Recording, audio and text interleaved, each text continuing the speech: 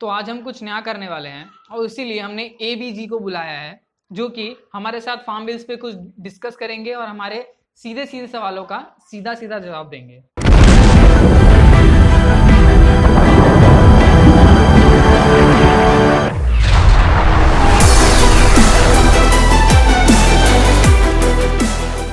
नमस्कार एबीजी और बहुत बहुत हार्दिक स्वागत है आपका। जैसे कि हमने आपको अपने ऑडियंस से रूबरू करवाया और आपको ये तो अब तक पता चल ही गया होगा कि हमने आपको यहाँ पर क्यों इनवाइट किया है। फार्म बिल के अगेंस्ट जो प्रोटेस्ट हो रहे हैं उनके बारे में थोड़ी चर्चा करने के लिए, थोड़ी विस्तार से बातें करने के लिए। तो जैसे कि आपको भी पता होगा कि 26 नवंबर से फार्मर्स ने फार्म बिल के अगेंस्ट प्रोटेस्ट चालू किया। पंजाब, हरियाणा, राजस्थान, मध्य प्रदेश, उत्तर प्रदेश। क्या बोल रहे हो? पंजाब, राजस्थान, हरियाणा, जो स्टेट मिला उसमें घुसा दोगे? ऐसा कुछ नहीं है, सिर्फ दो ही जगह चालू है, पंजाब और हरियाणा। बाकी सब अफवाह है, सिर्फ दो ही जगह, ठीक है। अच्छा चलिए आपकी बात मान लेते हैं। तमिलनाडु और कर्नाटक की अगर हम बात करें तो वहाँ पर प्रोटेस्ट चालू हुए थे, लेकिन वहाँ पर फार्मर्स को अरेस्ट कर लिया गया। वहीं अगर यूपी की बात करें, जहाँ जैसे कि आपने बोला कि पंजाब और हरियाणा में ही सिर्फ ये हुए हैं, प्रोटेस्ट हुए हैं, ऐसी बात नहीं है। ऐसी बातें सुनने में आ रही है कि यूपी में तो माननीय मुख्यमंत्री जी ने ऑर्डर पास किया है कि प्रोटेस्ट ना किए जाए, मतलब रोक लगाने के लिए उन्होंने वहां तक की पुलिस फोर्स को भी तैनात कर दिया है। और ऐसा भी सुनने में आ रहा है कि प्रिंटिंग प्रेस तक को यहाँ तक बोला गया है, यहाँ तक स्ट्रिक्ट ऑर्डर्स दिए गए हैं कि अगर एक भी पैम्पलेट एग्रीकल्चर बिल के अगेंस्ट छपा, प्रिंट हुआ, तो उन पर स्ट्रिक्ट कार्रवाई की जाएगी, कानूनी कार्रवाई। इसके बारे में आपका क्या कहना है? देखिए, पहली बात ना, आप सब अफवाह न्यूज़ बताना बंद करें, क्योंकि अब कितना अफवाह न्यूज़ बताए जा रहे हैं। पहले स्टार्ट में बोला, उसके बाद मैंने बोला नहीं, अब वापस से दूसरी न्यूज़ बता रहे हैं। और आप मेरे स्टेटमेंट को घुमाने की कोशिश मत करें। मैंने बोला था स्टार्ट हुआ था पंजाब और हरियाणा, उसके बाद अराइज हुआ है, जहाँ जहाँ पे हुआ है अराइज हुआ है। और दूसरी बात जब बताओ ना, तो हमारे किसानों को यहाँ पे बहुत ज़्यादा अहमियत है, प्रायोरिटी है। भले ही उनकी प्रॉब्लम्स बहुत ज़्यादा है, बट प्रायोरिटी है। जय जवान जय किसान, यहाँ पे सिर्फ दो ही लोगों का नाम, दो ही लोगों को हम कंसिडर किया जाता है, जवान और किसान। तो उन्हें प्रायोरिटी है। और हमारी कंट्री ना डेमोक्रेटिक कंट्री है, ठीक है। तो हमारी कंट्री में सबकी आवाज़ सुनी जाती है, ऐसा कोई बात नहीं है। लेकिन अगर वहीं आप जहाँ आप डेमोक्रेसी की बात कर रहे हैं और आपने जय जवान जय किसान का नारा लगाया अभी, तो वहीं अगर मैं बात बोलूँ तो ऐसा भी सुनने में आया कि दिल्ली तक रोकने के लिए बैरिकेड्स लगाए गए थे और बैरिकेड्स का इस्तेमाल किया गया था। जब बैरिकेड्स तोड़े गए तब उन पे वाटर कैनन चलाए गए। और एक जैसे कि आपने वीडियो भी देखा होगा कि एक इंसान उसने जब वाटर कैनन जाकर बंद करने की कोशिश की, तब उस पर अटेम्प्ट टू मर्डर का चार्ज लगाया गया। यहाँ पर डेमोक्रेसी कहाँ गई थी? नहीं, एक मिनट एक मिनट एक मिनट एक मिनट, पहली बात, जो बैरिकेड्स की बात कर रहे हैं ना, तो बैरिकेड्स तोड़े गए, वाटर कैनन, वो सब, वो जो हुआ है ना, उसमें सिचुएशन कैसे था फिलहाल, कि पहले प्रोटेस्ट के लिए वो रोका गया था, दिल्ली की तरफ मार्च करने नहीं दिया था। वो पूरा नेशनल हाईवे सब कुछ ब्लॉक कर सकता था, पॉसिबल चांसेस था। तो इतने सारे फार्मर्स है, तो फिर नेशनल हाईवे ऑब्वियसली ब्लॉक होगा, फिर दिल्ली ब्लॉक नहीं होना चाहिए। इसलिए वहाँ पे प्रोटेस्ट, मतलब दिल्ली की तरफ ना राइज हो, इसलिए वहाँ पे रोका जा रहा था उन्हें। बाकी लेकिन इस बात पर आपका क्या कहना है कि जवान और किसान को सामने खड़ा करना, उन दोनों का फेस ऑफ करवाना, ये कहाँ तक सही बात थी ये वाली? अगर आपको प्रोटेस्ट रोकना है, या फिर मतलब उतने सारे लोगों को रोकना है, तो फिर खुद प्रधानमंत्री मोदी जी आएंगे मतलब रोकने के लिए? नहीं ना, जवान ही आएंगे, तो उस पर आप कुछ बोल नहीं सकते। और दूसरी बात, अब जब बोल रहे हो ना वाटर कैनन्स की, तो बैरिकेड्स इतना अगर आप तोड़ दोगे, तो फिर और उनके पास ऑप्शन कैसा रहेगा पुलिस रोकने का? आप भी सोचिए ना, कैसे रोक सकते हैं। और वैसे आप, एक मिनट, अब वैसे आप ये बताए ना, तो कोविड जो सिचुएशन फैलेगा उसका क्या? उतने सारे लोग इकट्ठा हो रहे हैं, उतने सारे लोग मतलब साथ में घूमेंगे, साथ में मतलब रहेंगे, तो कोविड सिचुएशन कितना अराइज होगा? आपने कभी सोचा है? मतलब ये भी प्रोटेस्ट में ये भी तो फर्क पड़ रहा है ना। लेकिन कोविड सिचुएशन की ज़्यादा का बात कर रहे हैं, कोविड केसेस की ज़्यादा का बात कर रहे हैं। ये तो दिवाली के बाद हाइक में आया है और दिवाली के बाद ही हैदराबाद इलेक्शंस भी हुए हैं। अगर हम पहले की बात करें तो बिहार इलेक्शंस भी हुए थे। वहां पर जो पॉलिटिकल रैलीज निकाली गई थी रूलिंग गवर्नमेंट की, जो भी अपोजिशंस की भी, तब ये बात जहन में क्यों नहीं है आप लोगों की? देखिए, अगर हम ऐसे सारी चीज़ें निकालते रहेंगे ना, गिनते रहेंगे, तो बहुत सारी चीज़ें निकलते रहेंगे, और हम सारी सारी चीज़ें पकड़ नहीं सकते, ठीक है। ठीक है, अगर हम फार्मर्स की डिमांड की तरफ आए तो उनकी जो दो बेसिक है वो एमएसपी और एपीएमसी। एमएसपी को वापस ला जाए और एपीएमसी में कॉर्पोरेट्स को एंट्री ना दी जाए। एपीएमसी तो बात की बात है, बेसिक अगर हम एमएसपी की बात करें तो आपको क्या लगता है कि हमारी गवर्नमेंट एमएसपी क्यों नहीं प्रोवाइड करना चाहती फार्मर्स को? देखिए, पहली बात बोलूँ ना, कि जो एमएसपी है वो ज़्यादा मिलता नहीं है। एमएसपी सिर्फ 6% ऑफ फार्मर्स को मिलता है। और दूसरी बात, हमारे माननीय प्रधान सेवक जी मोदी जी जो है, उन्होंने ऑलरेडी ट्वीट करके बताया है कि नहीं एमएसपी रहेगा। उन्होंने क्लैरिफाई किया है, और उन्होंने वीडियो भी एक जारी किया है, मतलब जिसमें बताया है कि हाँ एमएसपी रहने वाला है। ठीक है, उन्होंने बोला है, बल्कि उन्होंने ट्वीट भी किया है, लेकिन लॉ तो इन सब बातों पे विश्वास नहीं करती ना। लॉ तो लिखा हुआ जो है उस पर सिर्फ मानेगी। अगर कहीं आगे फ्यूचर में जाके वो वीडियो या फिर वो ट्वीट डिलीट हो गया, अगर हमारे इतने बड़े नेता है, हमारे लीडर है, हम उनकी बात का भरोसा नहीं कर सकते तो मतभेद तो पैदा होंगे ही ना फिर। ठीक है, तो कम से कम आप इस बात से तो जरूर सहमत होंगे कि अगर किसी को वो खुशी पसंद नहीं है तो उस पर थोपा ना जाए। तो जैसे कि प्रोटेस्ट चल रहे हैं, फार्मर्स को फार्म बिल पसंद नहीं आए हैं, तो गवर्नमेंट थोपना क्यों चाहती है? जल्दी से जल्दी सारे बदलाव क्यों नहीं कर देती है? देखिए पहली बात ना, कोई थोपा वेपा नहीं जा रहा है। अभी पुराना जो फार्म बिल था या जो भी पुराने रूल्स एंड रेगुलेशंस है, उस पे क्या ठीक चल रहा था?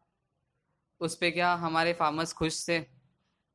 क्यों अभी नया जुल्म डाला जा रहा है? ऐसा थोड़ी है कि फार्मर्स का हर साल सुसाइडल रेट बढ़ता जा रहा है। तो गवर्नमेंट को कुछ ना कुछ स्टेप लेना ही पड़ेगा ना। जब अगर गवर्नमेंट कुछ स्टेप ले रही है तो फिर ऐसा क्यों? अगर गवर्नमेंट स्टेप नहीं लेती तो फिर वैसा क्यों कि आप कुछ नहीं करते? जब कुछ करना चाहती है, कुछ न्यू स्टेप्स लेना चाहती है, तो फिर करने दीजिए ना। एक्चुअली सच बोलो ना तो फार्मर्स को सिर्फ मिसगाइड किया जा रहा है और कुछ नहीं। तो क्या लगता है आपको, कौन कर रहा है और क्यों कर रहा है? देखिए क्यों कर रहा है बोलूँ ना, तो मोदी सरकार ने ना ऑलरेडी बहुत कुछ किया है। हमारे प्रधानमंत्री ने इतना कुछ किया है कि देखिए सर्जिकल स्ट्राइक कराया है, राम मंदिर बनवाया है, डिजिटलाइजेशन हुआ है। इतने सब होने के बाद ना फिर जो अपोजिशन पार्टीज है ना, उनका चलना थोड़ा मुश्किल है। तो वो अगर समझो फार्म बिल भी चल गया, फार्म बिल अगर पॉजिटिव प्रूव होता है, तो फिर अपोजिशन की कैसे होगी सोचो ना। तो इसीलिए अपोजिशन नहीं चाहता कि ये फार्म बिल पास हो, इसीलिए इतना ज़्यादा प्रॉब्लम्स आ रहा है। और कुछ तो खाली अपोजिशन है या फिर कोई और भी है और भी है इनमें? ना, जैसे टुकड़े टुकड़े गैंग, खालिस्तानी गैंग, ये सब भी इन्वॉल्व है इन सब पे। अच्छा, तो मुझे एक बात बताइए कि अगर किसी मतलब गवर्नमेंट के किसी लॉ या बिल के खिलाफ कोई कुछ बोलना चाहता है, कुछ करना चाहता है, जैसे कि फार्मर्स अभी कर रहे हैं, मेजोरिटी तो उसमें फार्मर्स की है और ना कि ये पॉलिटिकल रैली है, क्योंकि पॉलिटिक्स मतलब पॉलिटिक्स से इन्वॉल्व जितने भी लोग वहां पहुंचे, पॉलिटिकल पार्टीज के लोग पहुंचे, यहाँ तक कि दिल्ली के सीएम अरविंद केजरीवाल भी अगर वहां पहुंचे तो आम आदमी बन के पहुंचे, ना कि एक सीएम के तौर पर। उन लोगों को भी ना ही स्टेज पर जाने दिया गया और ना ही उसमें इन्वॉल्वमेंट दी गई। एक्टर्स भी आए थे, तो वो इस रैली को जो है, इस प्रोटेस्ट को जो पॉलिटिकल एजेंडे से बहुत दूर रखना चाहते हैं। तो ऐसा क्यों कि टुकड़े टुकड़े गैंग, खालिस्तानी लोग, मतलब स्टार्ट जो होता है ना, उस पर डिपेंड करता है। समझ रहे हो ना आप?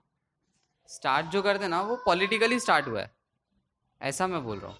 लेकिन ये हर बार की बात है, जितने भी प्रोटेस्ट हुए हैं, आप लोग कुछ ना कुछ मतलब, आप लोग इन द सेंस हमारी गवर्नमेंट के जो लीडर्स हैं, उन लोग इन लोगों को कुछ ना कुछ टैग दे देते हैं। वो टैग देना शायद मेरे हिसाब से गलत बात है। और आपको ना ये तो पता ही होगा, कम से कम ये तो पता ही होगा आपको कि फार्म बिल कैसे पास हुआ था। पार्लियामेंट में थ्रू वॉइस वोटिंग पास हुआ था, जितने येस और जितने नो सुनाई दे रहे हैं। और उसमें भी उससे पहले पार्लियामेंट से अपोजिशन के कितने पार्टीज के लीडर्स को निकाला गया था, मेंबर ऑफ पार्लियामेंट्स को। उन लोग बाहर बैठ के प्रोटेस्ट कर रहे थे कि हमें अंदर आने दिया जाए।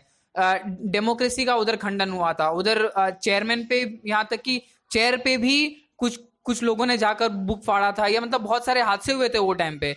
तो जब जिस चीज की स्टार्ट ही गलत हुई हो, वो चीज सही कैसे हो सकती है? देखिए इसके बारे में तो हमें पता नहीं। और दूसरी बात अगर मैं बोलूँ ना, कि जो जैसा काम करेगा तो उसे वैसे ही टैग दिया जाएगा। वो कोई प्रधानमंत्री जी आके टैग नहीं देते, वो लोग ही खुद टैग करते हैं उनके काम के हिसाब से।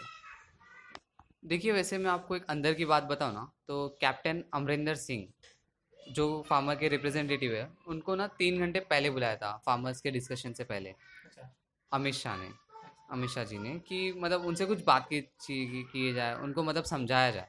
बट एक्चुअली वो उन्होंने भी मौका गवा दिया था। तो जब मौका दिया जाता है आप उसे गवा दोगे तो फिर वही होगा ना।